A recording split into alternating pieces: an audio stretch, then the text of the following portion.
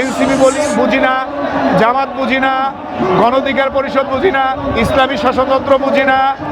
আমি বুঝি যে জুলাই আন্দোলনে যারা আহত এবং শহীদ হয়েছেন তারা সকল দলের, আমরা দেখেছি 1971 সালের মুক্তিযোদ্ধাদেরকে নিয়ে একটি দল রাজনীতি করেছে।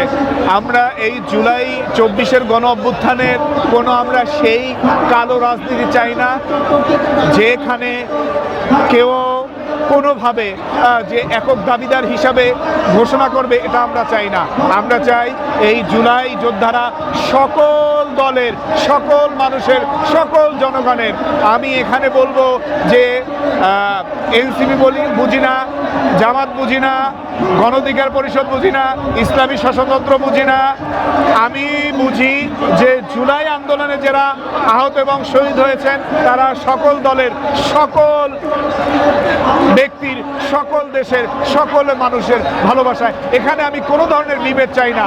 আমরা এক থাকবো, এক আছি, একতাবদ্ধভাবেই থাকতে চাই। যারা বলে যে শুধুমাত্র আহতরা এনসিপিতে আছে তাদের না, আমি বলবো সবাইকে এই বিষয়ে বলবো যে এই বিষয়টিতে জুলাই আন্দোলনকে নিয়ে, জুলাই আহত শহীদদেরকে নিয়ে রাজনীতি করা মোটেও কাম্য নয়। আমি বলবো যারা এটা করে আসলে হয়তোবা তাদের এই বিষয়টি বুঝতে হবে।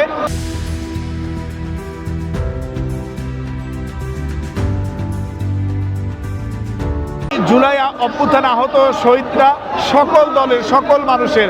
এটা কারো ব্যক্তিগতভাবে নেওয়াটা আমি মনে করি উচিত হবে না। আমি বরিশাল বিএম কলেজের সামনে থেকে চৌমাথা সিএমবি রোডে আহত হয়েছি 4 আগস্ট। সারা বাংলাদেশে আমি 190 নম্বরে, এবং আমি এ ক্যাটাগরি, আমার গেজেট নাম্বার হচ্ছে 331 এবং MIS হচ্ছে 15,400। আমার নাম রহমাতুল্লাহ সর্দার সাব্বির।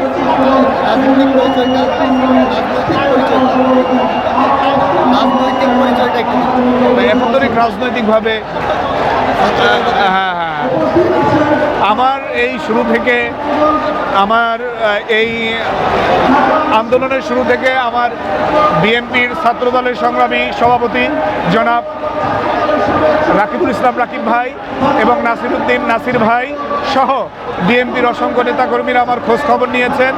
এদের প্রতি আমি কৃতজ্ঞ। এবং আমাকে 6 তারিখ বিএনপির মহাসচিব জনাব মির্জা ফখরুল ইসলাম আলমগীর সাহেব স্যার, উনি আমাকে মেডিকেলে দেখতে গিয়েছেন।